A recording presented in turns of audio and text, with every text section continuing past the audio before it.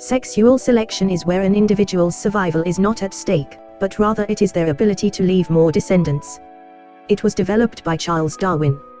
Intrasexual selection is where individuals of one sex, usually males, try to outcompete members of their sex in order to gain access to those of the other sex. Successful individuals are able to mate and so are able to pass on their genes. Intersexual selection is where members of one sex evolve preferences of desirable qualities in potential mates. Members of the opposite sex who possess these characteristics, e.g. attractive, high status, etc., have a mating advantage. It pays to be choosy because it requires time and energy, and the cost of a mate can even impair survival. The rationale behind sexual selection is that random mating is stupid mating. It pays to be choosy as it means the genetic quality of a mate will determine half the genetic quality of the offspring. For females this means being attracted to males who are able to invest resources in her and her children, are able to physically protect her and her children, show promise as a good parent and are sufficiently compatible to ensure minimal costs to her and her children. However, males only give their resources to females who display signs of fertility, an indication of their reproductive value. Key study. Buss, 1989, conducted a survey of over 10,000 adults in 37 countries and found that females reported valuing resource-based characteristics when choosing a male, such as their jobs, whilst men valued good looks and preferred younger partners more than females did. For more information, you can read the notes on screen now. Evaluation. Cultural traditions may be just as important as evolutionary forces. Bernstein, 2015. Points out that gender differences in mate preference patterns might stem from cultural traditions.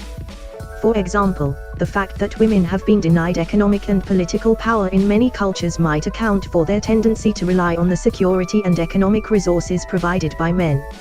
An analysis of 37 different cultures, Kasser and Schomer, 1999, showed that women valued potential mates' access to resources far more in those cultures where women's status and educational opportunities were sharply limited.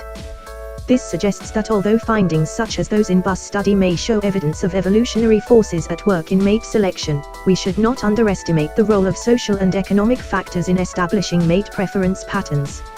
Another criticism of evolutionary psychologists' claim that women universally prefer high-status and well-resourced men comes from the methodological weaknesses of research to support this claim. Most of the studies into females' choice of mates were carried out on undergraduate students. As these women were expected to achieve a high education status leading to a secure income, their preference for high-status men may stem from similar interests and prospects, rather than be a search for a resourceful mate.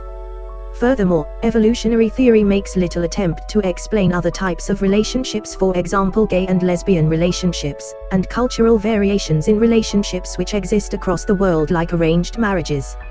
Mate choice may be more complicated than suggested by evolutionary explanations. For example, research by Penton-Vogt, 1999, suggests that females' mate preferences change across the menstrual cycle. They found that females preferred a partner with strongly expressed masculine features during their fertile period, but showed more preference for a partner with slightly feminized features as a long-term mate. This may be because masculine appearance suggests a healthier immune system, which would be advantageous to pass to offspring, while slightly feminine features suggest kindness and parental cooperation, very desirable traits in a long-term partner. In other words, a female might choose a male partner whose feminized appearance suggests kindness and cooperation in parental care, but might also copulate with a male of a more masculine appearance when conception is more likely.